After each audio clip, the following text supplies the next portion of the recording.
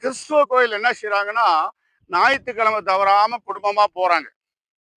அங்க குடும்பம் குடும்பமா வந்து அங்க என்ன செய்றாங்க, அங்க ஒரு ஃபாதர் இருந்து அந்த பைபிள எடுத்து விளக்கம் சொல்றார். மனுஷன் இப்படித்தான் வாழணும். பொம்பளை இப்படிதான் அடக்கமா இருக்கணும். ஆம்பளை பையன் இப்படிதான் வாழணும். பொண்டாட்டிய ஆம்பளை புருஷன்காரன் நல்லா நேசிக்கணும், அன்பு செலுத்தணும். மனைவி கணவனுக்கு மரியாதை செலுத்தணும். குழந்தைகளை இப்படித்தான் வளர்க்கணும். குடும்பம் இப்படித்தான் வாழணும். ஆணும் பெண்ணும் ஒத்து போகணும். கடவுள் இப்படி சொல்லியிருக்கிறாரு. பைபிள்ல இப்படி எழுதப்பட்டிருக்கிறது. இப்படியெல்லாம் நீங்க வாழும்போது இந்த பூமியில சமாதானம் உங்க வாழ்க்கை கிடைக்கும். பரலோகத்துக்கு செத்தாலும் மோட்சம் கிடைக்கும். நீங்க இதை விட்டுட்டு வேற மாதிரியா வாழும்போது கஷ்டம் வரும், சோதனைகள் வரும், குழப்பம் வரும். இந்த குடும்பத்திலையும் உங்களுக்கு குழப்பம் வரும். ஊருக்குள்ளேயும் உங்களுக்கு நிம்மதி இருக்காது. செத்தால நீங்க நரகத்துக்கு போவீங்க. அப்படின்ற ஒரு விளக்கத்தை சொல்றதுனால என்ன ஆகுறது, அந்த குடும்பம் குடும்பமா கோயிலுக்கு போகும்போது அவங்ககிட்ட இருக்க தீய பழக்க வழக்கங்கள், கெட்ட பழக்கங்கள்லாம் ஓடி நல்ல பழக்கமாய் அவனுக்குள்ள கொஞ்சம் கொஞ்சமாய் வந்து அந்த குடும்பங்கள் மாற்றப்படுகிறது, ஒரு பரிசுத்தப்படுகிறது.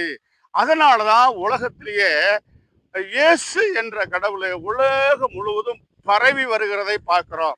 ஒண்ணுமே இல்லாத ஒரு இயேசுநாதர் என்ற ஒரு சாமிய அங்கங்க பரவதற்கு என்ன காரணம்னா, இந்த ஒழுக்கத்தை கற்றுக் கொடுக்குறாங்க, சத்தியத்தை போதிக்கிறாங்க, மனுஷன் எப்படி வாழணும்னு தெரிந்து கொள்றாங்க. என் வாழ்க்கையில கூட ஒரு ரவுடித்தனமாய், ஒரு மோசமாய், ஒரு அடிதடிக்காரனாய் இருந்த என்னை கிறிஸ்துவுக்குள்ள கொஞ்சம் கொஞ்சமாய் நான் வந்ததுனால இப்ப எல்லா வகையிலையும் விட்டுட்டு ஒரு பரிசுத்த மனுஷனாக இருக்கிறேன். என்னைய பார்க்கிறவங்க ஒரு காலத்துல ரவுடியாய் இருந்த என்னை இப்ப ஒரு நல்ல மனுஷனாய் பார்த்து மரியாதை செலுத்துற அளவுக்கு நான் மாறி இருக்கிறேன். இதுக்கு என்ன காரணம்? நான் வணங்கின இயேசுதான் காரணம். அல்லேலூயா. இயேசு ஒரு சாதாரண மனுஷன்தான். ஒரு மனுஷனாய் பிறந்தாரு, மனுஷனை போல வாழ்ந்தாரு, மனுஷனை போலவே சுத்தி திரிந்தாரு, மனுஷனை போலவே அநேகருக்கு உபதேசம் அறிவுரை சொன்னார்.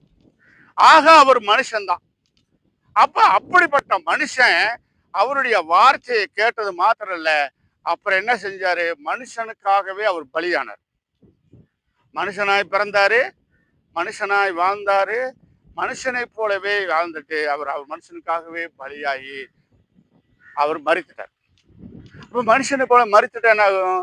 மீண்டும் உயிரோட எழுந்தாரு. அல்லேலூயா.